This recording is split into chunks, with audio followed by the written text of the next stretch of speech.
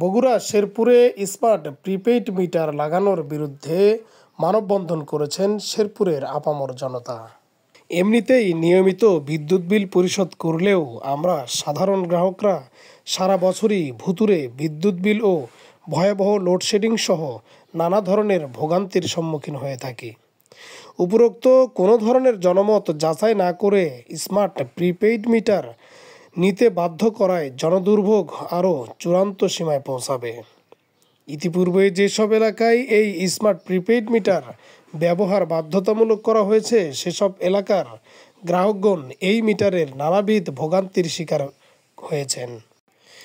Smart prepaid মিটারের এককালীন বিক্রয় মূল্য নির্ধারণ করা হয়েছে ৪৮০০ থেকে ৫৮০০ টাকা, যা প্রতি মাসে বিদ্যুৎ বিলের সঙ্গে ৪০ থেকে ৫০ টাকা হারে কেটে নেওয়া হবে।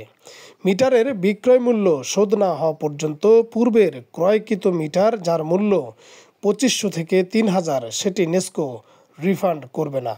এছাড়া Bangladesh energy regulatory commission BERC কর্তৃক নির্ধারিত ডিমান্ড চার্জ মিটার প্রতি ৯০ টাকা দিতে হবে এবং প্রতি মাসের বিদ্যুৎ বিলের ৫% ভ্যাট পরিশোধ করতে হবে।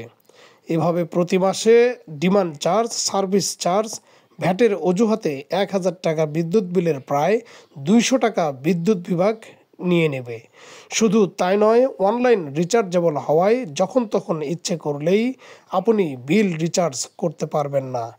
যদি কোনো কারণে ইন্টারনেট সংযোগ ব্যাহত হয় বা বন্ধ থাকে তাহলে পরবর্তী রিচার্জ না করা পর্যন্ত আপনাদের বিদ্যুৎ বিহীন থাকতে হবে।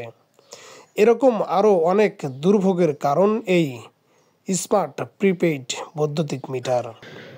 বেশ কিছুদিন যাবত আমরা দেখতে পাচ্ছি যে প্রিপেইড মিটার চাওয়ার ইয়েতে সবাই বিদ্যুৎ অফিস থেকে যে আমরা বৈদ্যুতিক বিলটা পাই তার কপিতে লেখা যে প্রিপেইড মিটার আবশ্যক। তো আমরা আসলে এইখানে জনগণ আছে, জনমত আছে, আমাদের কিছু ভাষ্য থাকতে পারে, আমরা কি চাই, আমরা কি করতে পারি বা আমাদের মতামতের প্রাধান্য আসলে ফ্যাসিস্ট সরকার কখনো দেয় নাই। স্বাভাবিকভাবেই তারই একটা নতুন প্রকল্প এটা, যেখানে লেখাই আছে, উল্লেখ করা আছে স্মার্ট প্রিপেইড মিটার। তো স্মার্ট অ্যান্ড ডিজিটালাইজেশনের প্রবর্তক বাংলাদেশে আমরা যতদূর জানি সেটা আওয়ামী ফ্যাসিস্ট হাসিনার একটা উদ্ভাবন। তো আমরা আলটিমেটলি এটা চাই না। আরেকটা লজিক হচ্ছে যে এই প্রিপেইড মিটার যেটা, আমার মফস্বল এরিয়াতে আসলে প্রিপেইড মিটারের যৌক্তিকতা কতটুকু এটা আমার আসলে বোধগম্য নয়। ঠিক আছে, এটা ডিজিটাল একটা প্রক্রিয়া, কিন্তু এই স্মার্ট মিটারে আমাদের যে টাকা আমরা করি, রিচার্জ করি, সেইটা অনেকটা ইন্টারনেট নির্ভর। ইন্টারনেট না থাকলে দেখা যাচ্ছে যে পলক সাহেব আমাদের ইন্টারনেট বন্ধ করে দিয়েছিলেন দীর্ঘ ৭ দিনের জন্য। সেই সময় যদি আমাদের এখানে প্রিপেইড মিটার থাকতো আমরা বিদ্যুৎ বিচ্ছিন্ন হয়ে পড়তাম, আমরা বিদ্যুৎ পাইতাম না। তো এমন একটা অবস্থা, বলা যায় না কখন প্রাকৃতিক দুর্যোগ, বন্যা, জলোচ্ছ্বাস, ঝড় কি হয়, এগুলা দেওয়ার মালিক তো আল্লাহ।